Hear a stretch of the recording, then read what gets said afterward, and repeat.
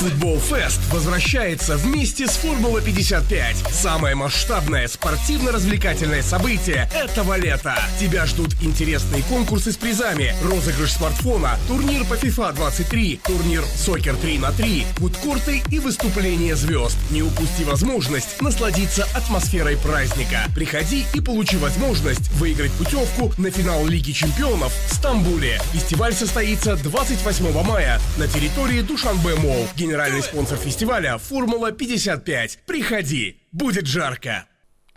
Дастаи Равшан пас аз ғалаба дар даври навбатии чемпионат бар тими ҳосилот ба зинаи дуюми ҷадвали умумӣ баромад. Хуҷанд дар 10 бозӣ 4 нокомӣ ва 4 натиҷаи мусовиро ба қайд гирифт ки чунин мавсими мушкилро ин тим дербоз дар хотир надошт. Истиқлол бошад бо дастаи Хатлон бозӣ кард.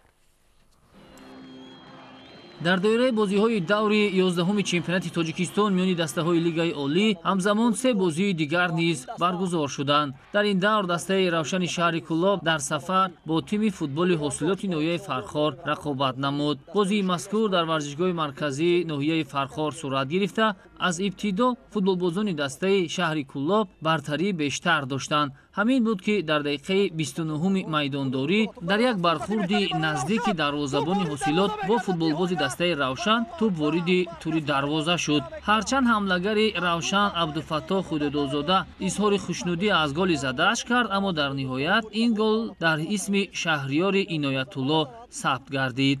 ҳамин гуна охирин расишро дар Шаҳриёри Иноятулло диданд ки туп баъд аз бархӯрдан ба ӯ хатти дарвозаи дастаи ҳосилотро рахна кард ва бо ҳамин тарз ҳисоб кушода шуд.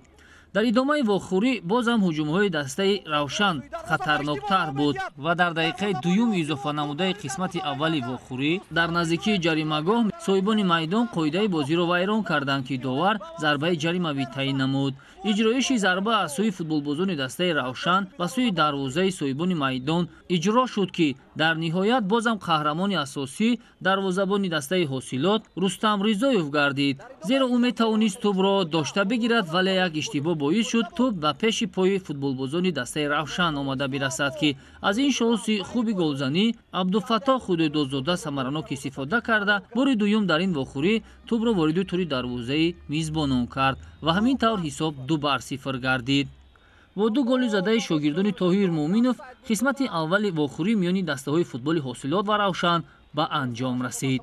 дар қисмати дуюми рақобат тамоми ҳайати дастаи ҳосилот талош кард то тӯбро вориди тури дарвозаи меҳмонон бисозанд, аммо мақсадҳо амалӣ нашуду ҳамин тавр ин дастаи футболи ноҳияи Фархор сеюмин бохти пайдарҳами худро дар чемпионати Тоҷикистон ба қайд гирифт. ҳамзамон шогирдони Амин Субҳонӣ дар се бозии охир ягон гол назаданд ва ҳамзамон ба дарвозаашон дар маҷмӯъ 8 гол сар доданд.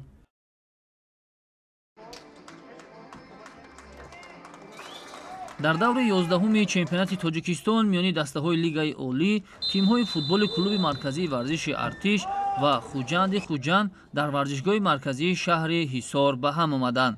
дар ин вохӯрӣ артишиҳо бо 2 голи беҷавоб зафар ёфтанд. дар дақиқаи нахустини вохӯрӣ футболбози бошгоҳи Хуҷанд ва якачини Тоҷикистон Абдулмумин Забиров ба иштибоҳи дағалона роҳ дод ки ин боис шуд то футболбози клуби марказии варзиши Артиш ба задани гол даст биёбанд. Хуршед Абдуллоев аз партофти нодурусти Абдулмумин Забиров истифода карда ҳамин тавр тӯбро вориди тури дарвозаи Қирғизбоев намуд ва ҳисоб кушода шуд. дар тӯли 90 дақиқа футболбозони дастаи Хуҷанд талош карданд то хатти дарвозаи артишиҳоро рахна бисозанду ҳисобро баробар созанд, вале барояшон ин кор муяссар нагардид ва шогирдони Нӯмон Ҳасанов дар ҷавоб боз ба дарвозаи худ гол сар доданд ки ин гол дар дақиқаҳои охири вохӯрӣ ба самар расонида шуд.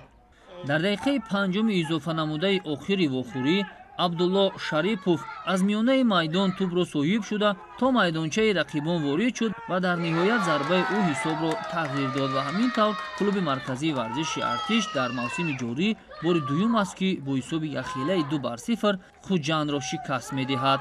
ёдовар мешавем ки дар даври 8-уми чемпионати кишвар хуҷанд дар майдони худ аз клуби марказии варзиши артиш шикаст хӯрда буд. артишиҳо дар 4 бозии охир шикаст намехӯранд ва 3 ғалабаву 1 натиҷаи мусовиро ба қайд гирифтанд. хуҷанд бошад баъд аз пирӯзӣ дар даври гузашта ҳамакнун боз ноком гардид.